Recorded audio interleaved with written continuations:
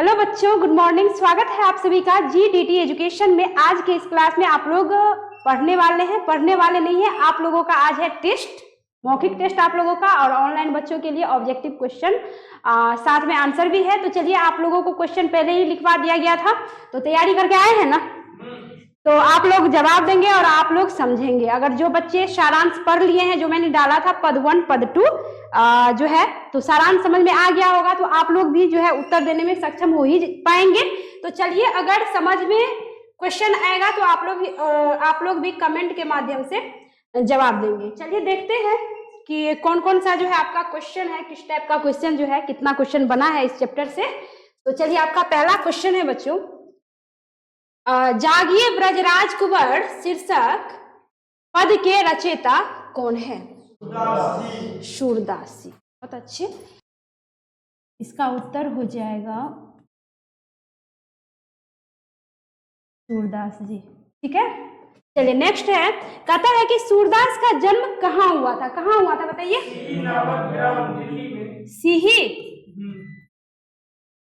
सिही नामक ग्राम, यानी सिही नामक ग्राम था जो कि कहाँ पड़ता था? दिल्ली में। बहुत अच्छी। अगला क्वेश्चन है, सूरदास का जन्म कब हुआ था? 1478 ईस्वी। अनुमान था ना जी, 1478 ईस्वी हो गया आपको, वो भी हो गया आपको अनुमानित, है ना, अनुमानित या फिर अनुमानता। जैसे कि मलिक मोहम्मद जैसी जी में अनुमानित था, पूर्ण रूपेण जो है नहीं था, निश्चित नहीं था, तो इसमें भी अनुमानित था। अगला है, सूरदास का निधन कब हुआ था? 1583 ईस्वी। ये भी अनुमानित है क्या? चलिए, ये भी हो गया अनुमानता, यानी ये भी पूर्ण रूप में निश्चित नहीं था। तो समझ गए आप लोग कि जागिए ब्रजराज कुंवर जो पहला पद है उसके रचयिता सूरदास जी। सूरदास का जन्म हुआ था आपको कहाँ? सिही नामक ग्राम जो कि दिल्ली में पड़ता है, और सूरदास का जन्म हुआ था 1478 ईस्वी और निधन हुआ था 1583। ये सारा का सारा क्वेश्चन आपके परिचय से आया है। तो जो बच्चे परिचय बढ़िया से समझ गए होंगे, ऑनलाइन बच्चे, तो विश्वास है आप लोग भी उत्तर दे ही पाएंगे। तो कमेंट के माध्यम से आप लोग उत्तर लिख सकते हैं, भेज सकते हैं, और आप लोगों की तैयारी जबरदस्त है, बहुत अच्छे। चलिए, अगला है, सूरदास का निवास स्थान कहाँ था? बताइए कहाँ था? गौघाट, वृंदावन और एवं करसौली।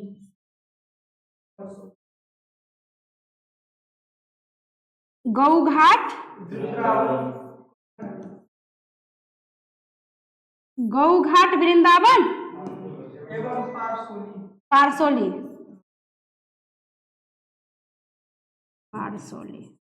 चलिए, बहुत अच्छे। तो ये हो गया इनका निवास स्थान, गौघाट, वृंदावन, पारसोली। तो इनका हो गया, आपको सूरदास जी का निवास स्थान हो गया गौघाट, वृंदावन, पारसोली। चलिए, आगे देखते हैं आगे क्या क्वेश्चन है। आगे कहता है कि सूरदास को किस चीज का विशद ज्ञान था, यानी किस चीज में बहुत बड़े प्रकांड विद्वान थे? बताइए किसमें? Very good. संगीत एवं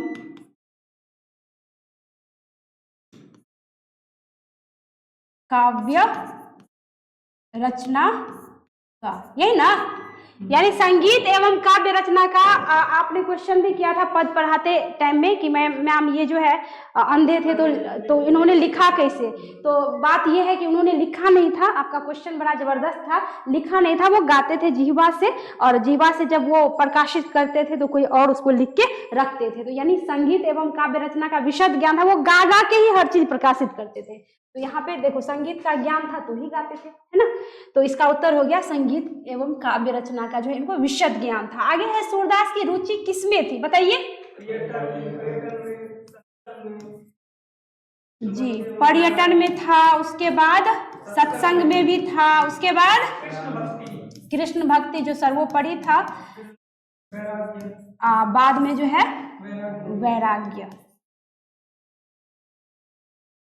ठीक है, तो पर्यटन, सत्संग, कृष्ण भक्ति, वैराग्य, इन चारों में से कोई एक ही रह सकता है या चारों भी रह सकता है। तो बच्चों ऑनलाइन जो भी देख रहे होंगे, चारों जो है उत्तर नोट कर लेना है आप लोगों को कॉपी में, ठीक है, और चारों उत्तर बढ़िया से याद कर लेना है। आगे है सूरदास के दीक्षा गुरु कौन थे, बताइए जी। महाप्रभु वल्लभाचार्य जो इनके दीक्षा गुरु थे, ठीक है। अगला क्वेश्चन है सूरदास किस स्वभाव के विरक्त महात्मा थे, बताइए जी। अंतर्मुखी स्वभाव के थे, यानी वो अंतर आत्मा से ही उनको इतनी ज्ञान, आत्मज्ञान की प्राप्ति थी कि हर चीज अनुभव कर लेते थे। तो यहाँ हो जाएगा अंतर्मुखी स्वभाव के। बहुत अच्छे। अगला क्वेश्चन है सूरदास की विशेषता क्या थी, बताइए।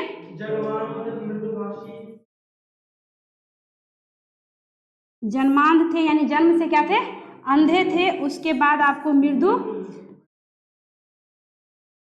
मृदुभाषी भी थे, मृदुभाषी यानी मधुर बोलते थे। और बताइए, और विनम्र स्वभाव के थे, विनम्र और भावुक टाइप के थे, यानी इमोशनल टाइप जो है व्यक्ति थे। तो समझ गए, जन्मांध मतलब हो गया जन्म से अंधे, मृदुभाषी यानी मधुर बोलने वाले, विनम्र मतलब विनम्र जो है, और भावुक मतलब जो इमोशनल टाइप व्यक्ति होते हैं। तो ऐसे थे सूरदास जी, महाकवि सूरदास जी। चलिए अब अगला क्वेश्चन है आपका 11 नंबर कहता है कि सूरसागर के रचयिता कौन है, बताइए। सूरदास जी, सूरसागर से हो गया सूरदास, बड़ा सिंपल है। परिचय जो पढ़े होंगे उन्हीं को पता होगा, तो इसलिए मैं बार बार बोलती हूँ कि चैप्टर क्वेश्चन आंसर रटने से बेहतर है कि परिचय को समझ लीजिए, वो जो पद होता है उसका पूरा सारांश समझ लीजिए, तो रटना नहीं पड़ेगा। आगे है सूरदास श्री कृष्ण के किस रूप से के उपासक थे, पहला 1 मिनट। 12वां क्वेश्चन है कि सूरदास श्री कृष्ण के किस रूप के उपासक थे, बताइए। बाल रूप के, यानी वो अधिकतर बाल रूप के ही पूजा पाठ, बाल रूपों में उनकी काफी रुचि थी, उन्हीं रूपों का वो पूजा पाठ करते थे। अगला है सूरदास द्वारा रचित प्रथम पद किसको जगाने से संबंधित है, श्री कृष्ण को, श्री कृष्ण जी को जो है। बहुत अच्छे। अगला है सूरदास के विश्व प्रसिद्धि का प्रमुख आधार क्या है, सूरसागर। इसका मतलब ये हुआ बच्चों कि ये सूरसागर ही ऐसी रचना है जिससे इनको विश्व प्रसिद्धि मिली थी। अच्छा, आपका पहला चैप्टर था आपको कड़बक, मलिक मोहम्मद जैसी, उनकी क्या थी, पद्मावत। तो जिस तरह उनकी पद्मावत से उनको जग विख्यात जो है प्राप्त हुआ, उसी तरह इनको भी जो है जी सूरसागर से जो है लोग जानने लगे, पहचानने लगे। अगला है सूरदास किस भाषा में रचना करते थे, ब्रज भाषा में, यानी आपने जो पढ़ा पद 1 पद 2 वो ब्रज भाषा में लिखा हुआ है। और वैसे भी मूल रूप से सूरदास जी ब्रज भाषा के ही कवि थे, ब्रज भाषा के ही आप समझिए कि ब्रज भाषा में ही गाते थे, ब्रज भाषा में ही रचना करते थे। चलिए अब अगला देखते हैं आगे क्या है। अगला प्रश्न है बच्चों, कहता है कि सूरदास द्वारा रचित प्रथम पद में किस रस की व्यंजना हुई है, बताइए। वात्सल्य रस, वात्सल्य रस की जो है क्या कहते हैं व्यंजना हुई है। तो बताएंगे कोई कि वात्सल्य रस का क्या मतलब होता है। मैंने बताया था सारांश समझाने टाइम में कि वात्सल्य का मतलब क्या होता है। वात्सल्य का मतलब होता है कि स्नेह प्रेम दुलार का जो भाव होता है उसको कहा जाता है वात्सल्य भाव। जैसे हम लोग छोटे छोटे बच्चे को स्नेह दुलार देते हैं, जैसे फॉर एग्जाम्पल मेरे माता पिता हम लोगों को जो प्यार देते हैं, है ना। प्रेम भी कई प्रकार के होते हैं, तो जो माता पिता के द्वारा प्रेम मिलता है, स्नेह दुलार मिलता है, उसको कहा जाता है वात्सल्य। यही अगर आ जाता वात्सल्य रस हुआ, इसी के जगह पे श्रृंगार रस आ जाता तो वो प्रेम अलग हुआ। जैसे कि राधा श्री कृष्ण जी के बीच प्रेम का जो संबंध था, वो प्रेम के कई प्रकार हैं। तो यहाँ पे वात्सल्य रस हो गया, जैसे माता पिता बड़े लोग छोटे बच्चे को जिस तरह का प्यार देते हैं वो हो गया आपको वात्सल्य रस। अगला है सूरदास किस भाषा के महान कवि माने जाते हैं, बताइए। ब्रज भाषा के। बहुत अच्छे, ब्रज भाषा के महान कवि माने जाते हैं। चलिए अगला क्वेश्चन है आपका, सूरदास किस भक्ति धारा के कवि थे, बताइए। सगुण भक्ति धारा। सगुण भक्ति धारा। तो देख रहे हैं आप लोग भी ऑनलाइन बच्चे कि ये लोग कितना जबरदस्त जवाब जो है दे रहे हैं। तो मैं ज़्यादा कुछ नहीं कहूँगी, मुझे ज़्यादा लेक्चर नहीं देना है, बस इतना कहूँगी कि आप लोग प्रश्न उत्तर जो नोट करना है वो तो कर ही लेना, बट उससे पहले जो सारांश मैंने दे रखा है उसको आप शुरू से अंत तक देख लोगे, ताकि आपको ये रटना नहीं पड़ेगा। रटने से क्या हो जाएगा, छुटकारा मिल जाएगा, मतलब क्या, कम, बहुत कम आपको देखना पड़ेगा, है ना। समय की बचत होती है, समझ अधिक आती है, तो वो काम करिए जिससे समय बचे और समझ अधिक है। तो आप लोगों को सारांश जो है पढ़ना है, सारांश को ध्यान से देखना है। अगला है, सूरदास किसके भक्त माने जाते हैं? श्री कृष्ण भक्त। बहुत अच्छे, क्या होगा, श्री कृष्ण भक्त जो है माने जाते हैं। अगला क्वेश्चन है बच्चों, साहित्य लहरी के रचनाकार कौन है? बताइए। सूरदास जी। सिंपल सी बात है कि इसी चैप्टर से लिया गया है, तो सूरदास जी ही इसके रचनाकार होंगे।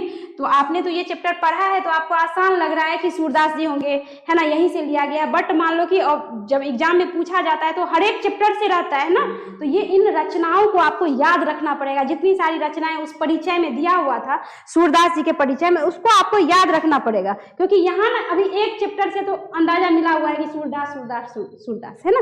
लेकिन एग्जाम में ऐसा नहीं होता है, एग्जाम में बहुत सारा क्वेश्चन होता है, सभी चैप्टर से क्वेश्चन होता है, तो याद रखना पड़ता है। आगे है बच्चों, अगला क्वेश्चन है आपका, चलिए अगला क्वेश्चन है, कहता है कि पाठ में सूरदास द्वारा रचित दोनों पद कहां से संकलित है? और ये क्वेश्चन भी है, समझिए आप लोग, मैंने चैप्टर पढ़ाने टाइम में भी बताया था कि ये जो संकलित वाला क्वेश्चन है ना, वो आता ही आता है। अब मान लो आपके 12 चैप्टर इधर हैं, 12 इधर हैं, 13 चैप्टर इधर है, 13 इधर, तो होता क्या है ना कि उसमें से आपको जो है पूछेगा ही पूछेगा, उतना में से कहीं से पूछ देगा कि ये चैप्टर या फिर ये पाठ कहाँ से संकलित है, मतलब कहाँ से लिया गया है ना। तो ये आपको बहुत मोस्ट इंपोर्टेंट आप भी है क्वेश्चन समझो इसको, है ना, कि ये आपको इस टाइप का क्वेश्चन आए, तो इसके लिए आपको आपका जो चैप्टर होता है, प्रत्येक चैप्टर और उसके जो लेखक होते हैं, रचनाकार होते हैं, वो याद रखना क्या है, जरूरी है। अब परिचय में ये देखना जरूरी है कि ये जो पाठ हम पढ़ रहे हैं आखिर लिया कहाँ से गया है। पूरा का पूरा तो भाग नहीं होता है, कुछ अंश होता है जो हम लोग कविता में पढ़ते हैं। तो इसलिए यहाँ पे हो गया कि पाठ में सूरदास द्वारा रचित दोनों पद, यानी पहला पद और दूसरा पद जो था कहाँ से संकलित है, तो दोनों पद आपको सूरसागर से संकलित है, यानी सूरसागर से कुछ अंश लिया गया है। यहाँ पे सूरसागर आप जब पढ़ोगे, बहुत मोटा, बहुत बड़ा ग्रंथ है वो, एक तरह से जी ग्रंथ है, ऐसी काव्य रचना जो ग्रंथ समझो उसको, उसमें से छोटा छोटा, जैसे मान लो कि रामचरितमानस पढ़ते हो, उसमें से दोहा या चौपाई होता है, तो वो कुछ कुछ अंश होता है, लेकिन पूरा पढ़ो तो आप एक दिन में नहीं पढ़ोगे, वो सालों तक लोग पढ़ते हैं। तो इसी तरह यहाँ पे हो गया, सूरसागर का कुछ अंश है जो आपको यहाँ से संकलित है, सूरसागर से जो पाठ में आपने पढ़ा वो संकलित है। अगला है कि राधा रसकेली की रचयिता कौन है? बताइए। सूरदास जी। सूरदास जी। चलिए अगला क्वेश्चन है कि सूर के प्रथम पद में किसको जगाने की कोशिश की जा रही है? बताइए। श्री कृष्ण को। श्री कृष्ण को जगाने की कोशिश की जा रही थी, क्योंकि सवेरा हो चुकी थी और प्रभु जो है सोए थे, तो उनको जगाने की कोशिश की जा रही थी। अगला है, प्रातःकालीन प्रकाश का स्पर्श पाते ही कौन खिल जाते हैं? कमल पुष्प। क्यों खिल जाते हैं बताएंगे? बताइए। क्योंकि प्रकाश की किरणें जो उस पर पड़ती है तो उस कारण से वो खिल जाता है, स्पर्श होती है। अगला है, कौन से पुष्प सूर्य प्रकाश पाते ही मुरझाने लगते हैं? बताइए। जी, कुमुद पुष्प या फिर कुमुदनी। जी, कुमुदनी के पुष्प या कुमुद पुष्प भी हो सकता है शॉर्ट में।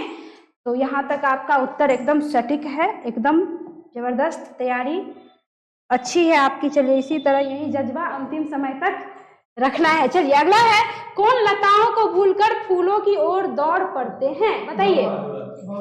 भंवरा।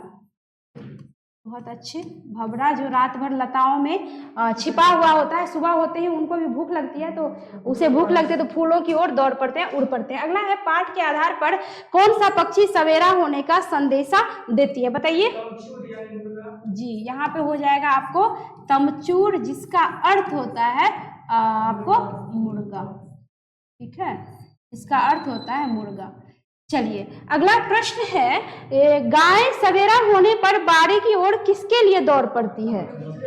बछड़ों के लिए, क्योंकि उसके बछड़े भी भूखे होते हैं ना, तो अपने बछड़ों के लिए जो है वो बाड़ों की ओर यानी बाड़ी झाड़ी की ओर दौड़ पड़ते हैं। अगला प्रश्न है, किसके आते ही चंद्रमा का प्रकाश मंद पड़ने लगता है? बताइए। सूर्य का। बताएंगे क्यों? क्योंकि चंद्रमा की अपनी रोशनी नहीं होती, खुद की रोशनी नहीं होती, सूरज की किरणें उस पर पड़ती है तो वो चमकता है, और जो ही सवेरा होते ही सूरज की किरणें निकलती है तो वो उसके आगे क्या पड़ जाता है? गौन पड़ जाता है ना। तो इसलिए कहता है कि सूर्य के आते ही चंद्रमा का प्रकाश क्या होने लगता है? मंद पड़ जाता है। चलिए अब अगला क्वेश्चन आपका है, कहता है सूर सारावली के रचनाकार कौन है? कौन होंगे? सूरदास जी होंगे। चलिए बहुत अच्छे, कितना हुआ? 30 क्वेश्चन हो गया आपका। अब आपका अगला क्वेश्चन है, कहता है कि विनय भक्ति वात्सल्य और प्रेम श्रृंगार ये तीन प्रधानता किनके काव्यों में पाई जाती है? क्या होगा? सूरदास के काव्यों में पाई जाती है। बहुत अच्छी।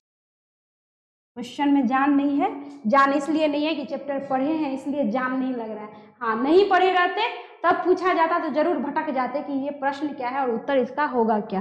तो विनय भक्ति वात्सल्य और प्रेम श्रृंगार ये तीन जो है आपको सूरदास जी के पदों में काव्यों में पाई जाती है। विनय भक्ति की भक्ति भावना का वर्णन जो श्री कृष्ण जी के का जो बड़ा स्वरूप होता है, और उसके बाद वात्सल्य जो बच्चा वाला स्वरूप होता है, बाल स्वरूप होता है, और उसके बाद प्रेम श्रृंगार जो राधा श्री कृष्ण जी का जिसमें चर्चा किया जाता है। तो सूरदास जी के काव्यों में ही ये पाए जाते हैं। अगला है कि किसके काव्य में श्री कृष्ण के जन्म, शैशव और किशोरावस्था का वर्णन होता है? बताइए। इसमें भी यही हो जाएगा सूरदास। चलिए अगला क्वेश्चन है, श्री कृष्ण के भोजन करने का वर्णन किस पद में किया गया है? क्या होगा उत्तर? दूसरे पद में। बहुत अच्छे, दूसरे पद में, यहाँ से भोजन जो है, भोजन का चर्चा दूसरे पद में ही है। अगला है, पद के आधार पर किसके गोद में श्री कृष्ण खा रहे हैं? नंद। अच्छा, या वसुदेव? हाँ, बाबा नंद, बाबा नंद के गोद में। ठीक है, वसुदेव नहीं, वो तो बेचारे कारागार में थे, है ना, कारागार में थे। असली माता पिता वसुदेव जी ही थे उनके, जो कि कारागार में होते हैं, और उनके पत्नी के कहने पे, चूंकि कंस का प्रकोप रहता है ना उस पे, तो इसलिए वो क्या करते हैं कि नंद बाबा के घर रख देते हैं और उनकी कन्या जो होती है वो लेके चले जाते हैं। अगला प्रश्न है आपका कि नंद के गोद में श्री कृष्ण को खाते देख कौन धन्य हो जाते हैं? जी, माता यशोदा। अगला प्रश्न है, श्री कृष्ण क्या करते हुए भोजन करते हैं? बताइए। क्रीड़ा, क्रीड़ा करते हुए। जी जी जी, क्रीड़ा करते हुए। क्रीड़ा का मतलब हो गया बच्चों खेलते हुए। जैसे बच्चे खाने टाइम में भी नहीं समझते कि हमें थोड़ा शांति से खाना है, उसको खाने टाइम में भी खेल कूद मचाना जरूरी लगता है, तो वो बदमाशियां शैतानियां करते हैं, मतलब नटखटपना कर करके खाते हैं। क्रीड़ा मतलब हो गया खेल कूद, चाहे वो आदमी का खेल कूद हो, चाहे जानवर का हो, पशु का हो, पक्षी का हो, तो क्रीड़ा मतलब वो खेलते हुए। अगला है, सूर के पदानुसार यानी पद अनुसार श्री कृष्ण को क्या खाने में रुचि है? जी, दही मिश्री। ठीक है, और मक्खन। जी, दही मिश्री और मक्खन जो उनको काफी रुचि रहती है उनमें। सामने में तो कई प्रकार के व्यंजन होते हैं, बट ज्यादा रुचि इस तीनों में ही होती है। अगला है, भोजन के अनगिनत प्रकार में क्या क्या महत्वपूर्ण है? बताइए। जी, बेसन के बड़े, और कुछ था क्या? यही था, बेसन के बड़े, चूंकि उसमें जितना कुछ व्यंजन बना हुआ रहता है बेसन से ही तैयार किया गया रहता है, तो इसलिए हो गया भोजन के अनगिनत प्रकार में क्या महत्वपूर्ण है, तो हो गया बेसन के बड़े। अगला क्वेश्चन है, श्री कृष्ण किसको खिलाने की कोशिश करते हैं? जी, अपने बाबा नंद को। बहुत अच्छे। या फिर वसुदेव जी को, नंद जी को। हाँ, तो ये ऑप्शन में आ सकता है, तो कंफ्यूज नहीं होना है कि वो उनके पिता तो वसुदेव जी थे, तो नंद कहाँ से आ गए। नंद के पास ही ये पले बढ़े थे, है ना। तो यहाँ पे उत्तर हो गया अपने बाबा नंद को। सूरदास किस क्षण का वर्णन करने में खुद को असमर्थ पाते हैं, क्या होगा। जब श्री कृष्ण, अच्छा, जब श्री कृष्ण अपने बाबा नंद को खिलाते हैं। बहुत बड़ा उत्तर हो गया, चलो कोई बात नहीं, खिलाते हैं। अगला क्वेश्चन है कि किस स्वभाव के कारण किस स्वभाव के अनुरूप कृष्ण न केवल स्वयं खाते हैं बल्कि बाबा नंद को भी खिलाने की कोशिश करते हैं, क्या होगा उत्तर। बाल स्वभाव के कारण जी, बाल स्वभाव के कारण, क्योंकि बच्चों की वो प्रवृत्ति ही होती है ऐसी, है ना। अगला हो गया कि भोजन कराने के बाद बाबा नंद श्री कृष्ण को क्या करवाते हैं, आचमन। और आचमन का क्या मतलब हो गया बच्चों, जी हाँ, धोना कुल्ला करना, जो कि नंद बाबा उनको खिला देते हैं और श्री कृष्ण जी खुद भी खाते हैं और इस तरह खाते हैं कि पूरा मुंह में, पूरा एकदम शरीर में लगाए हुए होते हैं। तो बाद में बाबा नंद उनको कुल्ला आचमन करवाते हैं। अगला क्वेश्चन है, श्री कृष्ण के जूठन को सूरदास क्या मानते हैं, बताइए। दुर्लभ, जी, दुर्लभ प्रसाद। उन्हें लगता है सूरदास जी को कि वो जूठन काश मुझे मिल जाता तो हम भी खा के तर जाते। तो वैसे भगवान थे श्री कृष्ण जी, विष्णु जी के अवतार थे, नारायण के अवतार थे, तो इसलिए उनको लगता है, उनको क्या, हमें भी, आपको भी, सबको लगता है कि काश वो सही में मिल जाए तो खा के तर जाएंगे। लेकिन ऐसा संभव नहीं है, वास्तव में कहाँ से श्री कृष्ण आएंगे, हम लोग बस इमेजिन कर करके जो है जी आनंद प्राप्त करते हैं। चलिए कोई बात नहीं। अगला क्वेश्चन है 44 नंबर क्वेश्चन हो गया आपका। चलिए नेक्स्ट क्वेश्चन है आपका, सूरदास को लोग सम्मान में क्या कहकर पुकारते हैं, बताइए। भक्त शिरोमणि, इनको जो है भक्त शिरोमणि की उपाधि जो है प्राप्त है, चूंकि बहुत बड़े कृष्ण भक्त थे। तो उत्तर हो गया भक्त शिरोमणि, और ये पूछा भी जाता है, तो ध्यान में इस प्रश्न को और उत्तर को रखेंगे। अगला प्रश्न है, अंतिम प्रश्न है आपका, सूरदास किसके जूठन को पाने के अभिलाषी होते हैं। तो श्री कृष्ण के, चूंकि श्री कृष्ण जी के भक्त होते हैं, तो श्री कृष्ण के जूठन को पाने के लिए वो अभिलषित होते हैं, अभिलाषा रहता है कि हम श्री कृष्ण जी के जूठन को प्राप्त कर लें, ग्रहण कर लें और भव से तर जाएं। तो यहाँ तक आपका बच्चों कितना था, 45 टोटल क्वेश्चन था। तो मुझे विश्वास है कि आप लोगों को क्वेश्चन और उत्तर प्राप्त हो ही गया और समझ में आ ही गया होगा। तो अंत में जाते जाते यही कहूंगी कि आप लोग जो है प्रश्न उत्तर तो नोट करेंगे ही, साथ में मैं पुनः कर रही हूँ कि साथ में आप लोग सारांश जो है पार्ट 1 पार्ट 2 उसको देखेंगे, साथ में परिचय भी देखेंगे, ताकि आपकी तैयारी अच्छी तरह से हो पाएगी। मिलती हूँ अगला चैप्टर लेकर अगले क्लास में। धन्यवाद।